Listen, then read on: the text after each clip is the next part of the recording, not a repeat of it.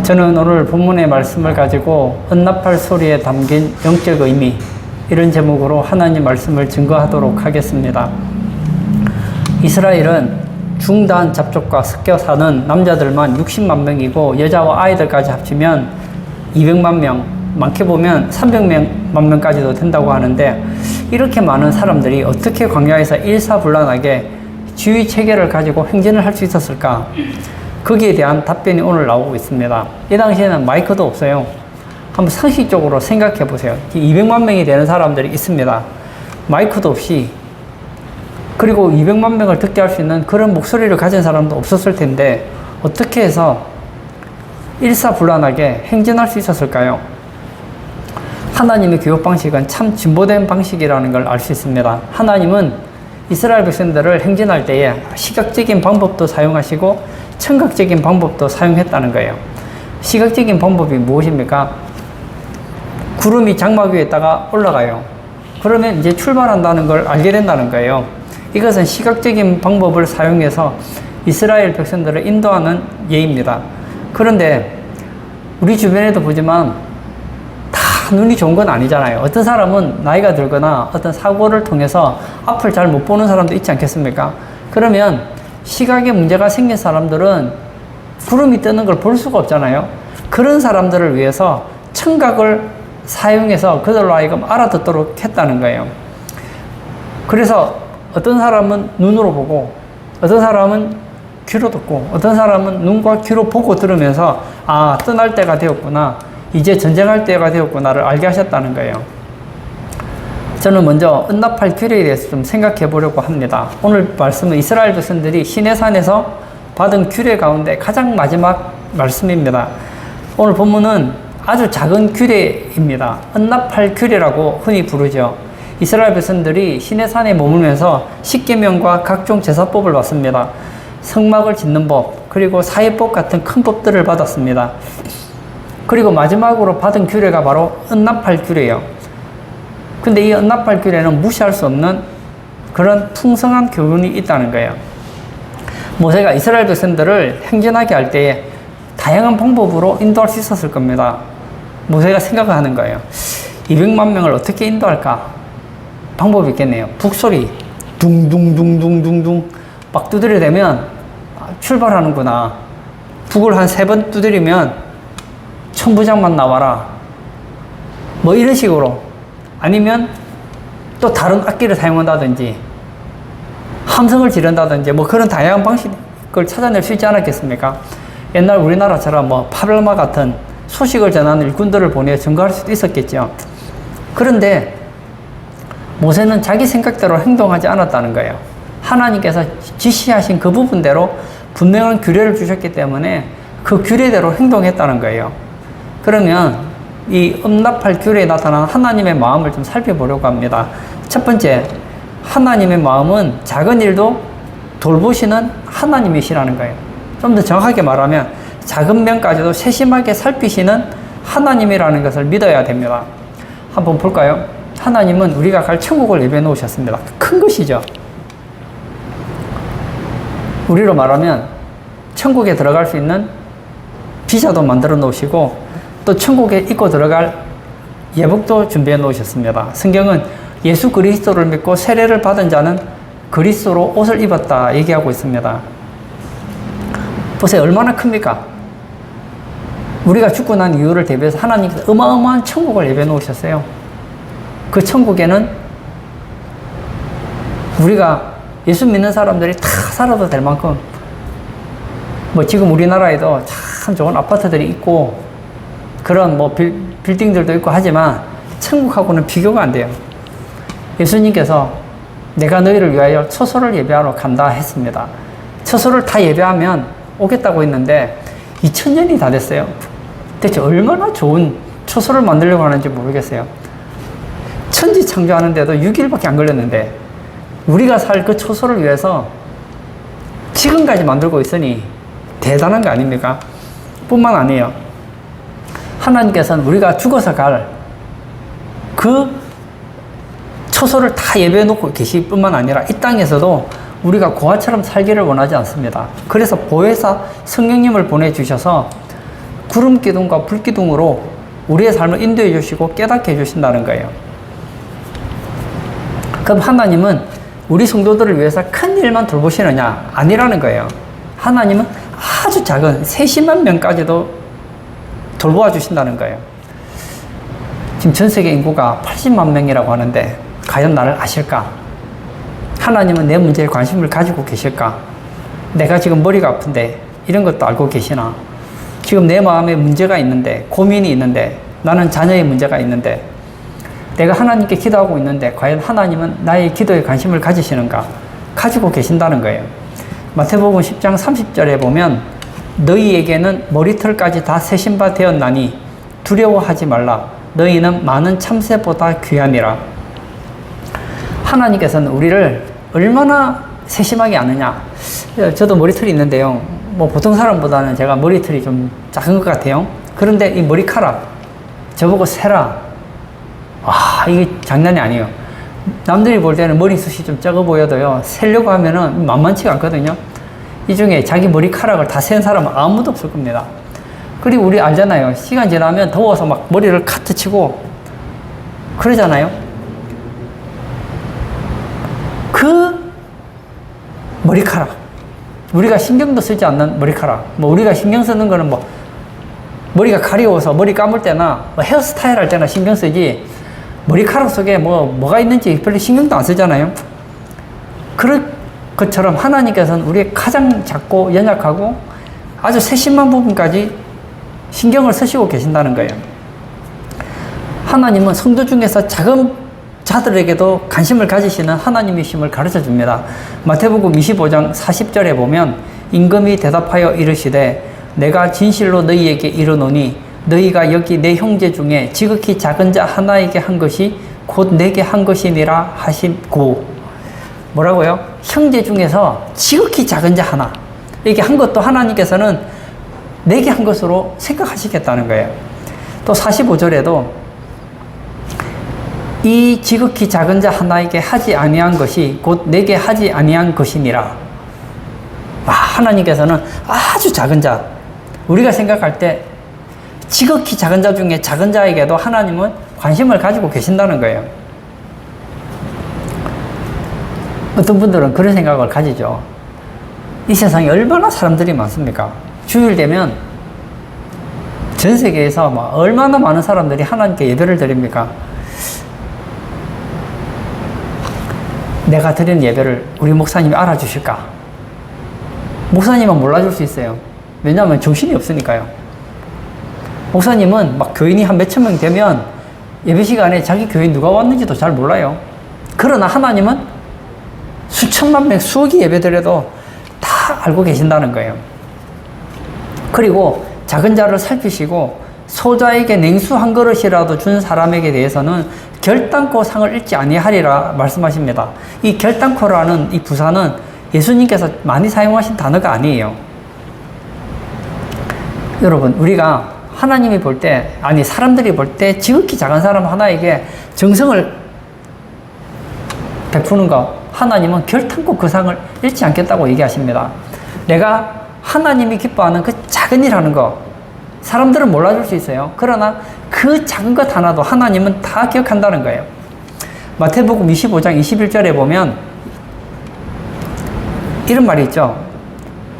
그 주인이 이르되 잘하였도다 착하고 충성된 종아, 내가 적은 일에 충성하였음에 내가 많은 것을 내게 맡기리니 내 주인의 즐거움에 참여할지어다 하고, 주인이 종에게 칭찬하는 내용인데 5달란트, 이게 작은 돈이 아니에요. 요즘으로 치면 한 10억 정도 될까요? 좀 줄여서 한 10억 된다고 한번 생각해 보세요.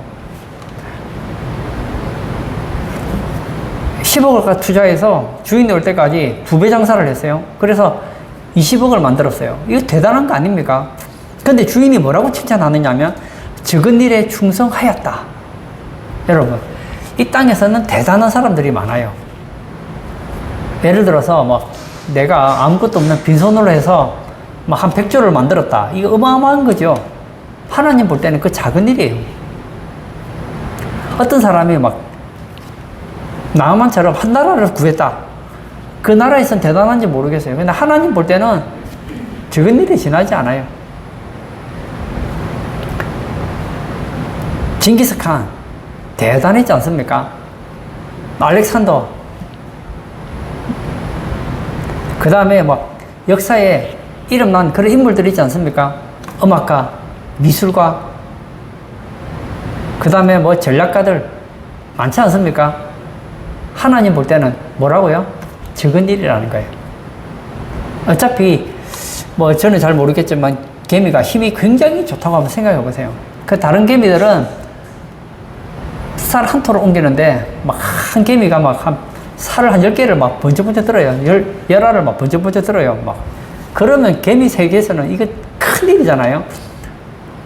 내가 볼 때는 살 한 토를 옮기는 거나 뭐 열알을 옮기는 거나 뭐 50보, 100보에 별 것도 아니에요. 별 것도 아니에요. 여러분, 우리가 하나님을 위해서 일하는 거 진짜 적은 일이라는 걸 알아야 돼요. 일본 사람들은 작은 일을 아주 소중히 여기는 사람들이라고 합니다. 돌아가셨지만 이어령 씨가 일본을 가리켜 축소지향주의 국가라 정의를 했습니다. 이 축소지향적인 국가의 특징이 뭐냐면 일본 사람들은 작은 일 하나라도 귀중히 여기고 무시하지 않는 삶의 태도를 가졌다는 거예요. 그래서 하나님을 믿지 않는 그런 나라임에도 불구하고 경제적인 대국으로 섰다는 거예요. 우리 성도들은 작은 일이라고 무시하지 않기를 바랍니다. 우리가 볼 때는 큰 일이 있고 작은 일이 있지만 하나님 볼 때는 솔직하게 말하면 다 작은 일이에요. 그런데 하나님께서는 사람들이 볼 때 진짜 작은 일이라고 생각하는 것까지도 관심을 가지고 있다는 거예요. 또 사람도 그래요.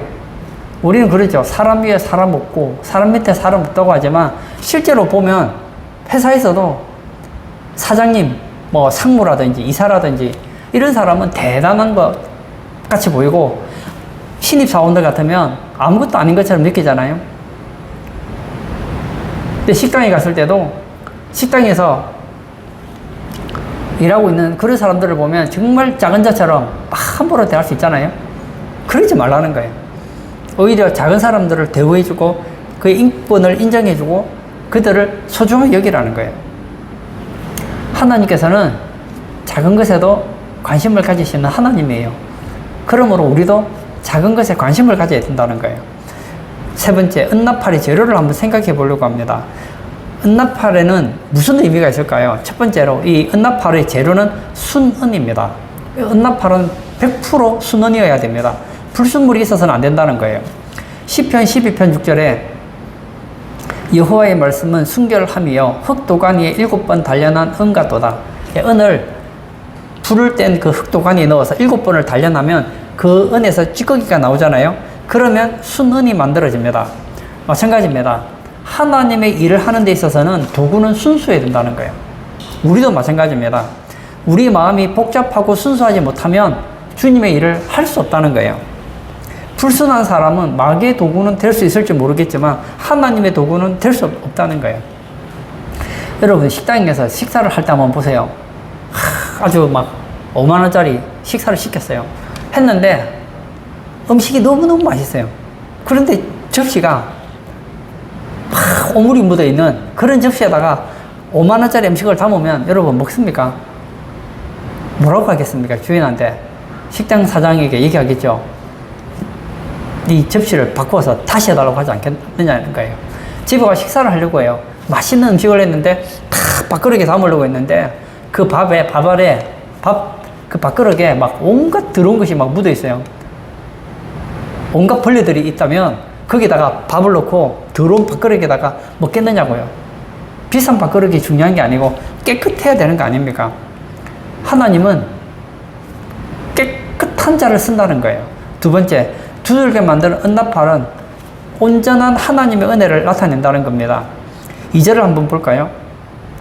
은나팔 둘을 만들 때 두들겨 만들어서 그것으로 회중을 소집하며 진영을 출발하게 할 것이라. 여기 보면 은나팔 둘을 만들 때 두들겨 만든다고 했습니다. 두들겨 만든다는 것은 은덩어리 하나를 가지고 두들겨서 만든다는 거예요. 다시 말하면 은 두 개를 합친 것이 아니라 은 하나를 가지고 하나의 나팔을 만들었다는 거예요. 그러므로 이 나팔 전체는 연결 부분이 하나도 없어야 된다는 겁니다. 예수님께서 마가복음 2장 21절과 22절에 이런 말씀 하셨습니다. 생배 조각을 낡은 옷에 붙이는 자가 없나니 만일 그렇게 하면 기운 새 것이 낡은 그것을 당겨 헤어짐이 더하게 되느니라. 헌 옷을 고치는데 새 천조각을 가져다 꿰매놓으면 신축성 때문에 옷을 도리어 못 쓰게 되죠. 그렇게 말씀합니다. 22절에 새 포도주를 낡은 가죽 부대에 넣는 자가 없나니 만일 그렇게 하면 새 포도주가 부대를 터뜨려 포도주와 부대를 버리게 되리라. 오직 새 포도주는 새 부대에 넣느니라 하시니라. 낡아서 쭈글쭈글한 그런 부대에 새 포도주를 넣으면 어떻게 됩니까? 발효현상이 일어나서 결국 부대도 못 쓰게 되고 포도주도 쏟아지게 된다는 거예요. 이 말씀 영적인 의미는 구원은 처음부터 끝까지 하나님의 은혜요, 하나님이 손대지 않는 것이 없다는 거예요. 인간의 공로는 0.00001%도 들어가지 않는다는 거예요. 창세전에 선택받은 것도, 죄악에서 우리를 불러내신 것도, 회개하신 것도, 예수 그리스도를 구주로 믿는 것도, 의롭게 되는 것도 100% 하나님의 은혜라는 거예요. 회개와 믿음에 인간은 한 가지도 도움이 되지 않는다는 거예요. 좀 더 정확하게 말하면 우리가 어떻게 구원받았습니까? 하나님 100%, 인간 100%예요. 좀 더 정확하게 말하면 하나님 100% 끝이에요. 이게 참 신비인 것 같아요. 이건 아니에요. 내가 구원받는데 하나님 50%, 인간 50%, 하나님의 은혜 50%, 인간의 자유의지 50%, 이건 아니라는 거예요. 무슨 얘기냐? 나는 예수님을 믿어요. 내 자유의지로 믿었어요. 100% 믿었어요. 그런데 뒤를 돌아보니까 그것까지도 하나님의 은혜더라는 거예요. 에베소서 2장 8절에 너희는 그 은혜에 의하여 믿음으로 말미암아 구원을 받았나니 이것은 너희에게서 난 것이 아니요 하나님의 선물이라. 우리가 구원받은 것은 하나님의 선물이라는 거예요.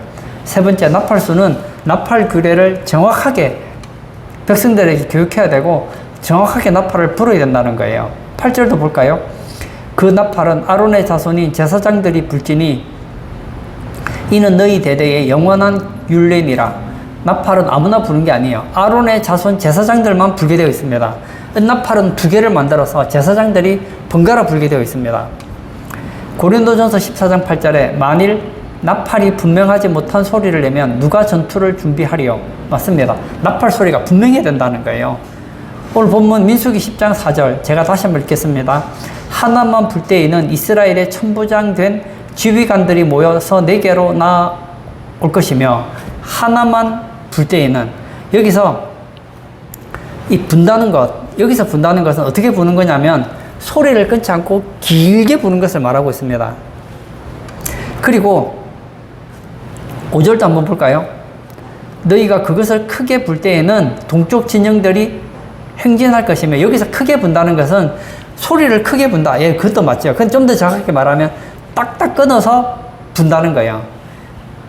예, 스타카토 알죠? 탁탁탁탁탁 끊는 소리. 제가 노래는 스타카토를 잘 못하는데 하여튼 어떤 소리는 부 이렇게 난다면 어떤 거는 뿌뿌뿌뿌뿌뿌 좀 이상합니다. 하여튼 딱딱딱딱 끊어서 부는 그런 나팔. 그래서 이 나팔수가 부를 때 소리를 길게 부느냐 끊어서 부느냐, 한 사람이 부느냐 두 사람이 부느냐, 이것을 가지고 백성들에게 신호를 준다는 거예요. 네 번째, 은나팔을 부는 3가지 경우를 보려고 합니다. 첫 번째는 하나님께 예배를 드릴 때 부는 나팔입니다.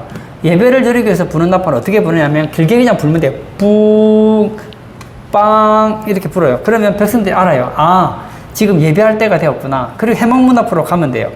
4절에 보면 하나만 불 때에는 이스라엘의 천부장된 지휘관들이 모여서 내게 나올 것이며, 그리고 이 천부장을 불 때는 스타카토로 따따따따 부르면 어떻게 한다고요? 그러면 천부장된 족장들만 그 소리를 듣고 나온다는 거예요. 다시요. 빵 하면 아, 이거 예배 소리예요. 근데 땅땅땅땅땅 끊어서 부르면 천부장이 나와야 되는 거예요. 하나만 불면. 3절 볼까요? 나팔 2개를 불 때에는 온 회중이 해망문 앞에 모여서 내게 나올 것이요. 그런데 2개를 불면 회막문 앞에 모인다는 거예요. 10절도 또 읽겠습니다. 또 너희의 희락의 날과 너희가 정한 절기와 초하루에는 번제물을 드리고 화목제물을 드리며 나팔을 불라 그로 말미암아 너희의 하나님이 너희를 기억하시리라. 나는 너희의 하나님 여호와니라. 나팔이 길게 불면 회막문 앞에 모여서 하나님께 예배를 드리게 된다는 거예요. 구약시대의 제사는 오늘날 우리가 드리는 예배와는 참 다릅니다. 우리는 지금 이렇게 예배를 드리지만 구약의 예배는 이 번제, 소제, 화목제, 속죄제, 속건제 5가지 제사를 드리잖아요. 그러면은 짐승을 잡아서 피를 흘리고 고기를 불태워서 드립니다. 그렇게 번제와 화목제물을 드릴 때에 무슨 소리가 들린다고요? 나팔을 불어야 된다는 거예요. 그러면 그날은 희락의 날, 기쁜 날, 즐거운 날이 된다는 겁니다. 10장 후반절을 제가 한번 또 읽어보겠습니다. 그로 말미암아 너희의 하나님이 너희를 기억하시리라. 나는 너희의 하나님 여호와니라. 하나님께서 우리를 기억하신다는 것은 우리를 복주시고 형통케 하시겠다는 거예요. 하나님께서는 어떤 자를 찾으십니까? 영과 진리로 예배하는 자를 찾으십니다. 그러므로 우리는 이 예배의 소중함을 느껴야 돼요.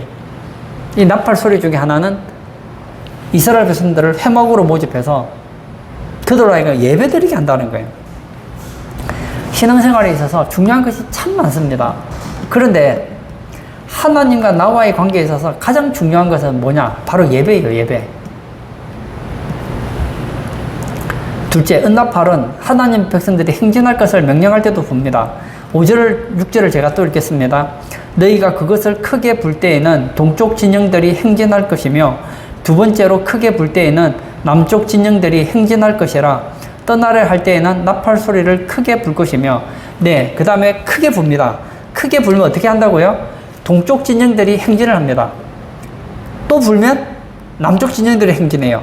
그 다음에 또 불면 서쪽 진영들이 행진합니다. 또 불면 북쪽 진영들이 행진하게 되죠. 그러니까 세 지파씩 네 그룹으로 되어 있으니까 제일 처음에는 맨 앞에 법궤가 행진을 합니다. 그러면 동편 진영이 가죠. 그 다음에 그 뒤를 따라서 게르손 머라리 자손들이 수레에 성막 싣는 기구를 싣고 진행합니다. 그 뒤엔 남편 진, 그 다음에 고앗 자손들이 성물을 어깨에 메고 행진합니다. 이런 식으로 해서 간다는 거예요. 그런데 성경에 보면 전진은 있는데 후퇴는 없어요. 이 나팔 소리가 의미하는 게 뭐냐? 앞으로 행진하라는 거예요. 신앙생활에 있어서는 뒤로 물러가서는 안 된다는 것을 우리에게 가르쳐 줍니다. 한번 여쭤보고 싶은데요. 우리의 경건생활, 예배생활, 기도생활, 헌신생활 한번 보십시오. 작년보다 올해 더 앞서가고 있습니까? 이 나팔은 특징이 있어요. 후퇴하는 나팔은 없어요. 나팔은 무조건 앞으로 돌진이에요, 돌진. 저는 우리들이 정말 앞으로 전진하는 신앙이 되기를 바랍니다. 우리의 신앙은 뭐와 같으냐? 자전거하고 비슷해요. 여러분 자전거 타보셨죠? 자전거를 타면 방법은 하나밖에 없어요. 안 넘어지는 방법은 오직 행진밖에 없어요. 앞으로 가는 길밖에 없어요. 가다가 멈추면 무조건 넘어집니다. 앞으로만 가야 돼요. 히브리서 10장 38절에 나의 의인은 믿음으로 말미암아 살리라. 또한 뒤로 물러가면 내 마음이 그를 기뻐하지 아니하리라 하셨느니라. 맞습니다. 스펄전 목사님이 신학생들에게 이런 말을 했습니다. 여러분이요, 모든 면에서 진보를 보이십시오. 말하는 것에도 진보를 보이시고, 도덕성에도 진보를 보이시고, 헌신에도 진보를 보이시고, 사역의 능력에도 진보를 보이십시오. 우리의 숙제죠.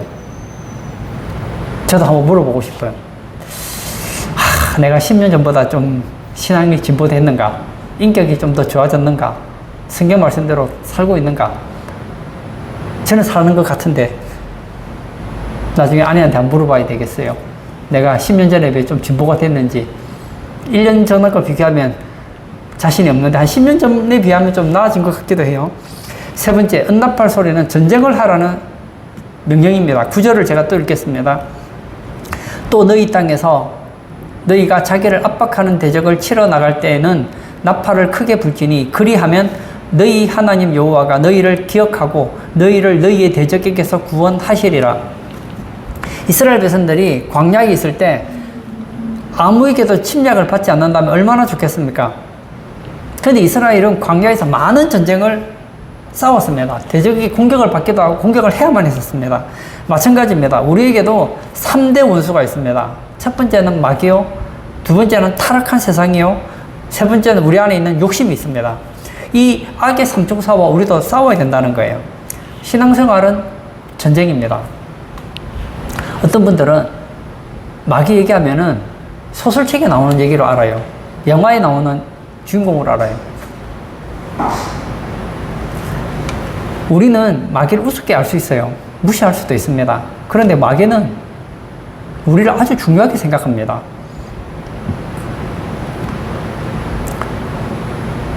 이 사탄은 우는 사자같이 산길 자를 찾는다고 하고 있습니다. 누구를 산길 자를 대상으로 하는지 아시죠? 우리예요, 우리. 하나님께서 아담과 하와를 만드시고 처음으로 하신 얘기가 이거예요. 에덴을 지켜라. 지키라는 말이 무슨 얘기입니까? 이 에덴을 빼앗으려고 하는 자가 있다는 거예요. 근데 에덴을 지키지를 못했어요. 뺏기고 말았어요. 우리의 신앙도 마찬가지예요. 하나님은 우리에게 한쪽으로 복을 주시는데 우리의 복을 도둑질하고 우리 인생을 도둑질하고 죽이고 멸망시키려고 하는 거짓말쟁이 원수가 있다는 거예요. 우리는 이 싸움을 해야 돼요. 마귀와 싸우면 우리는 반드시 이길 수 있습니다. 그러나 우리가 영적 전쟁에 관심을 가지지 않으면 100% 당합니다. 왜냐? 마귀는 직접 공격 안 하거든요. 하와를 넘어뜨릴 때 마귀가 직접 공격했습니까? 하지 않았어요. 어떻게 합니까? 뱀을 통해서. 아담을 넘어뜨릴 때는 어떻게 했습니까? 뱀을 통해서 하지 않았어요. 여자를 통해, 아내를 통해서 넘어뜨리는 거예요. 우리의 신앙생활을 못하도록 마귀는 우리를 직접 공격하지 않습니다. 직장 상사를 통해서, 어머니를 통해서, 동생을 통해서, 누나를 통해서, 친구를 통해서, 남편을 통해서 우리를 넘어뜨린다는 거예요. 결론을 짓고자 합니다. 저는 오늘 나팔 얘기를 굉장히 많이 했는데 한 가지 나팔을 더 얘기하고 싶어요. 그것은 미래에 들을 나팔 소리가 있습니다.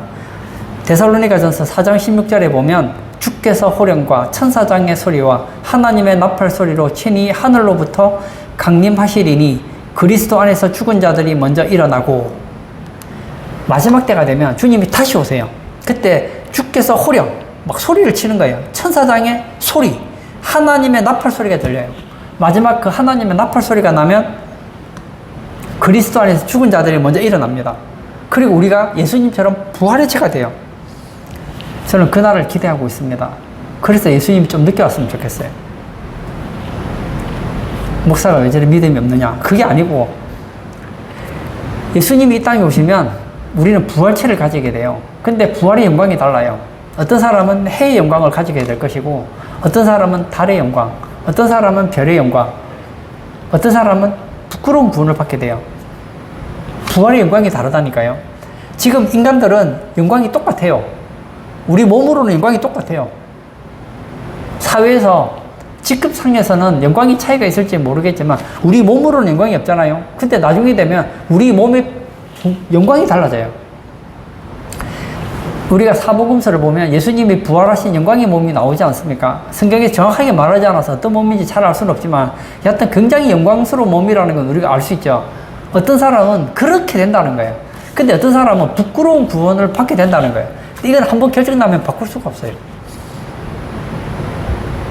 한번 자기 신앙을 돌이켜보기를 바랍니다. 만약 오늘 예수님께서 천사장의 소리와 하늘의 나팔 소리로 강림하시면 우리가 예수 믿는 우리들이 부활하게 될 것인데, 여러분은 만약 지금 예수님이 오시면 해의 영광에 부활을 할 것 같습니까? 달의 영광에 부활을 할 것 같습니까? 별의 영광에 부활을 할 것 같습니까? 부끄러운 부활을 하게 될 것입니까? 제가 보건대 교회 다니시는 분들 중에서 한 80% 정도는 제가 보건대는 부끄러운 구원을 받을 것 같아요. 부끄러운 부활이 될 것 같아요. 그 소수만이 해의 영광을 받게 될 것이고 달의 영광, 별의 영광을 가지게 될 거예요. 부족하지만 해의 영광을 받으려면 바울 정도 돼야 되는데 과연 내가 바울 정도 될까? 해의 영광은 좀 내가 좀 부족할 것 같아요. 달의 영광 되려면 예수님의 사도 정도 돼야 되는데, 야, 그 달의 영광을 내가 과연 받을 수 있을까? 또 그것도 자신이 좀 없어요. 그러면 그건 빼고 초대교인들 정도는 내가 돼야 되는데 그럼 별의 영광은 될까? 별에도 또 영광의 단계가 있거든요. 그러면 그 별 중에서 좀 중하라도 좀 됐으면 좋겠다. 물론 중상이 되면 제일 좋겠지만, 하지만 주님이 왔을 때 너는 나를 위해 한 것이 아무것도 없구나. 너는 구원은 받았지만 너의 영광은 아무것도 없다. 한번 결정난 그 부활은 바꿀 수가 없어요. 그리고 그때 후회해도 늦는 거예요. 여러분, 우리는 영혼을 위해서 이 땅을 살아가요. 이 땅에서 우리가 100년도 안 사는데요. 이 100년도 안 사는 이 인생이, 많은 사람들은 그런 생각해요. 난 죽어서 천국만 가면 되지. 맞아요. 천국 가는 게 최고입니다. 그런데 천국에 가는 게 끝이 아니에요. 우리나라가 잘 살잖아요, 지금. 외국에서 가난한 사람들 우리나라에 와서 잘 살려고 오잖아요. 우리나라에 온 건 좋아요. 와도 잘 살아야 될 거 아니에요. 천국에 가더라도 영광스러운 부활의 몸을 가져야죠. 천년 동안 왕노릇 해야죠. 하늘나라의 분봉왕이 돼야죠. 미국의 유명한 찰스 핀이라는 목사님이 재림 설교를 하면서 나팔수 하나를 강대상 뒤에 숨겨놨다는 거예요. 그리고 얘기했습니다. 하나님의 나팔로 예수님께서 친히 하늘로조차 강림하실 것입니다. 했더니 갑자기 나팔 소리가 빵 울리는 거예요. 그때 사람들이 깜짝 놀란 거예요. 예수님 오시는가 보다. 갑자기 나팔 소리가 들릴 리가 없으니까. 그랬더니 대부분의 사람들이 뭐라고 했는지 아십니까? 아이고 예수님 벌써 오십니까? 하고 의자 밑으로 다 끼어 들어갔다는 거예요. 왜죠? 너무 부끄러운 거예요. 우리 성도님들은 오늘 은나팔에 담겨있는 이 규례들을 좀 마음에 간직하시기를 바랍니다. 그래야 해서 정말 마지막 주님의 그 은나팔 소리가 들릴 때, 하나님의 나팔 소리가 들릴 때에 영광스러운 그런 부활의 주인공 다 되시기를 축복합니다. 아멘. 우리 한번 다 같이 기도하기를 원합니다. 하나님께서는 이 나팔을 통해서 우리에게 많은 것을 가르쳐 주십니다.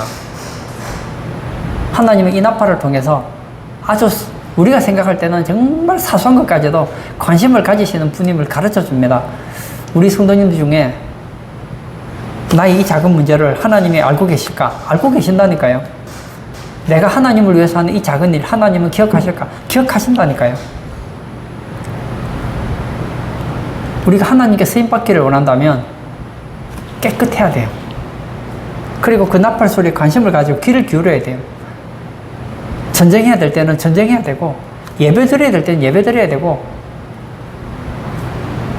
그 나팔 소리에 귀를 기울이고 우리가 신앙생활을 한다면 하나님께서 우리의 인생을 참으로 복되게 한다는 거예요. 이 시간 기도할 때 하나님, 나의 인생이 은나팔과 같이 되기를 원합니다. 하나님께서 나를 마음껏 쓰시고, 그리고 나의 인생이 하나님 앞에 순결한 자로서 복된 인생 사는 우리 성도 되게 해달라고 기도하시고 자유롭게 기도하도록 하겠습니다.